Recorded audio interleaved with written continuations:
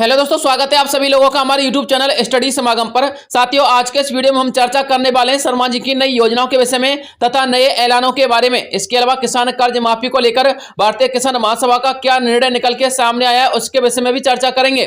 और दोस्तों, एसआई भर्ती परीक्षा को लेकर एक बड़ा अपडेट निकल के सामने आ रहा है। एसआई भर्ती परीक्षा रद्द होगी और इसके अलावा साथियों, एसआई भर्ती परीक्षा में जो गिरफ्तारी का प्रकरण चल रहा है उसको लेकर भी एक बड़ी खबर निकल के सामने आ रही है। कोर्ट के नए आदेश आए, उसके विषय में चर्चा करेंगे।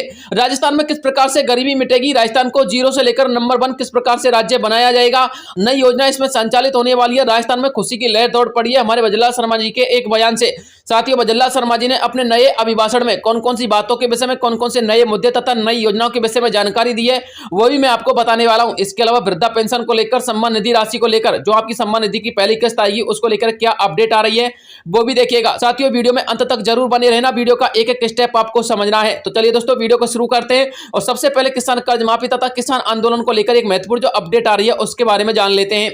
आज किसान आंदोलन का 51वां दिन है और देश के सभी किसान आज भी शंभू बॉर्डर पर डटे हुए हैं। किसानों ने अपने वायदों के अनुसार 26 मार्च तथा 31 मार्च को किसान महापंचायतें आयोजित की और कुछ बड़े मुद्दों को लेकर चर्चाएं भी जारी रखी, लेकिन इन किसान महापंचायतों का कोई सार्थक निर्णय नहीं निकल पाया। अर्थात किसानों की यह पंचायतें भी असफल होती हुई नजर आई है।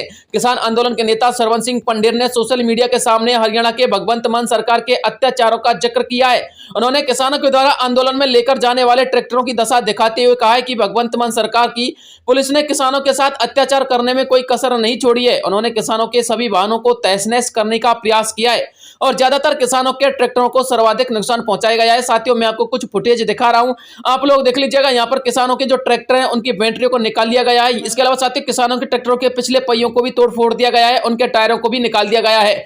हम इस सरकार से अपनी मांगों के साथ साथ इसके नुकसान की भरपाई भी करवाएंगे, ये भगवंत मान जी का कहना है। इसके अलावा इस किसान आंदोलन में सबसे अधिक नौजवान किसान, बड़े बुजुर्ग किसान सभी हरियाणा के ही कैदी के रूप में जेल में बंद कर लिए गए हैं। जब तक उनको रिहा नहीं करवाया जाएगा तब तक ये किसान आंदोलन भी नहीं रुकेगा और इसके अलावा हमारी मांगे भी इस प्रकार से बनी रहेंगी। हम किसान आंदोलन को इसी प्रकार से जारी रहेंगे। वहीं दूसरी तरफ भारतीय किसान यूनियन ने 5 अप्रैल को लोकसभा चुनाव को देखते हुए एक बड़ी महासभा आयोजित करने का निर्णय लिया है, जिसमें भारतीय किसान यूनियन हरियाणा के किसान भवन में एक महासभा आयोजित करेगी और इस लोकसभा चुनाव में अपना मतदान किस पार्टी को करना है, किसको नहीं करना है, यह भी तय किया जा सकता है। इसके अलावा किसानों की मांगों को लेकर आगे की रणनीति भी तैयार की जाएगी। 5 अप्रैल 2024 को किसान भवन में होने वाली किसान महासभा सबसे अहम होने वाली है, क्योंकि इस महासभा में किसान आंदोलन को आगे जारी रखने की नींव तैयार की जाएगी। इसके अलावा किसान आंदोलन को एक नई दिशा भी दी जाएगी। इसके साथ साथ किसान आंदोलन के बटे हुए 2 दलों को एक करने का काम भी किया जाएगा और साथियों, इस किसान आंदोलन को गति देकर के जोर शोर से प्रदर्शित किया जा सकता है। अब बात करते हैं साथियों, ऐसे भर्ती परीक्षा के प्रकरण को लेकर क्या नया मोड़ निकल के सामने आए वो भी देख लीजिएगा। दोस्तों, आपको बताना चाहूंगा, राजस्थान भर्ती परीक्षा को लेकर फिर से एक बार चर्चा में आ चुका है। सब इंस्पेक्टर भर्ती परीक्षा 2021 का पेपर लीक और डमी अभ्यर्थी बैठाने के मामले में स्पेशल ऑपरेशन ग्रुप यानी कि एसओजी ने 15 और ट्रेनी इंस्पेक्टर को पकड़ लिया है। वहीं 8वीं रैंक हासिल करने वाले राजस्थान पुलिस के एक और कांस्टेबल जो कि जोधपुर पुलिस कमिश्नरेट में तैनात थे, उनको भी गिरफ्तार कर लिया गया है।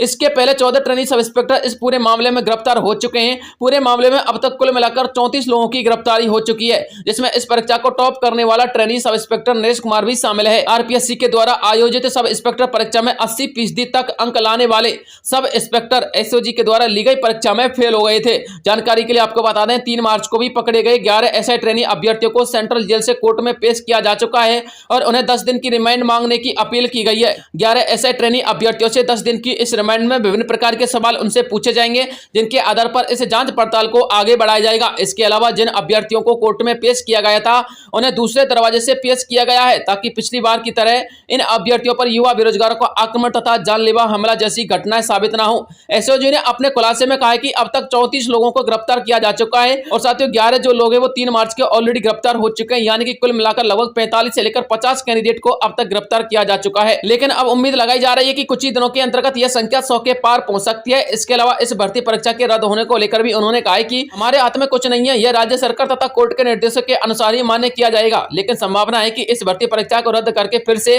सभी अभ्यर्थियों को तथा नए अभ्यर्थियों को मौका दिया जाए और क्रियान्वित ढंग से इस भर्ती प्रक्रिया को पूर्ण करवाया जाए। तो दोस्तों, ये अपडेट निकल के आ रही थी ऐसे ही भर्ती परीक्षा को लेकर। इसके अलावा जैसे ही कोई नई अपडेट आती रहेगी मैं आपको तुरंत प्रोवाइड करवाता रहूंगा।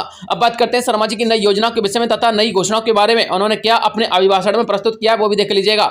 लोकसभा चुनाव के इस समय में मुख्यमंत्री बजल्ला शर्मा जी जगह जगह पर अपने प्रत्याशियों को लेकर जनसभा आयोजित कर रहे हैं। मुख्यमंत्री बजल्ला शर्मा जी ने भीलवाड़ा में जनसभा आयोजित करते हुए अपना अभिभाषण प्रस्तुत किया, जिसमें उन्होंने अपने 3.5 महीने की कार्यशैली को राज्य की जनता के सामने रखा।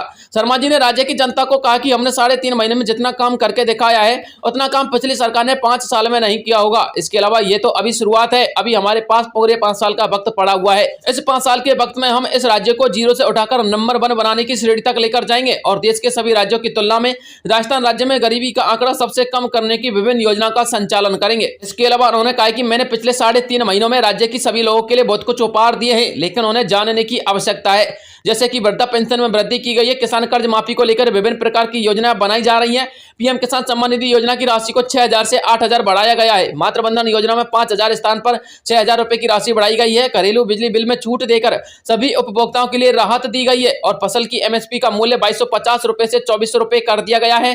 ईआरसीपी परियोजना प्रोजेक्ट को शुरू कर दिया गया है। युवा बेरोजगारों को राहत देने के लिए फर्जी तथा डमी कैंडिडेट को गिरफ्तार करने का काम एसओजी टीम के द्वारा किया जा रहा है। युवाओं को 75,000 नई भर्तियों की सौगात दी गई है और यही नहीं, हमारे घोषणा पत्र में बढ़े सभी वायदों में से लगभग 45% वायदों को पूरा करने का काम हमारी सरकार ने किया है। शर्मा जी का कहना है कि यह तो हमारे 3.5 महीने का किया गया कार्य है। 5 साल के अंतर्गत क्या क्या फायदे राज्य की जनता के लिए प्रदान किए जा सकते हैं, इसकी आप उम्मीद आराम से लगा सकते हैं। मेरी हर कदम पर यह कोशिश रहेगी कि राज्य की जनता को किसी भी प्रकार की कोई समस्या ना हो। इसके लिए हमने हमारे सभी अधिकारियों को तथा सभी कर्मचारियों को राज्य की जनता के बीच भेजना शुरू कर दिया है। यदि आपको कोई समस्या आती है तो आप उन्हें अपनी समस्या बताएं, आपकी समस्या का तत्काल प्रभाव से निदान किया जाएगा। यह साथियों अपडेट निकल के सामने आता बजल्ला शर्मा जी के नए अभिभाषण से। तो दोस्तों ये अपडेट थी जो मुझे आप लोगों तक पहुंचानी थी। इसके अलावा यदि कोई नया अपडेट आएगा तो मैं आपको तुरंत वीडियो प्रोवाइड करवा दूंगा। मिलता हूं नेक्स्ट वीडियो में, तब तक के लिए जय हिंद जय भारत।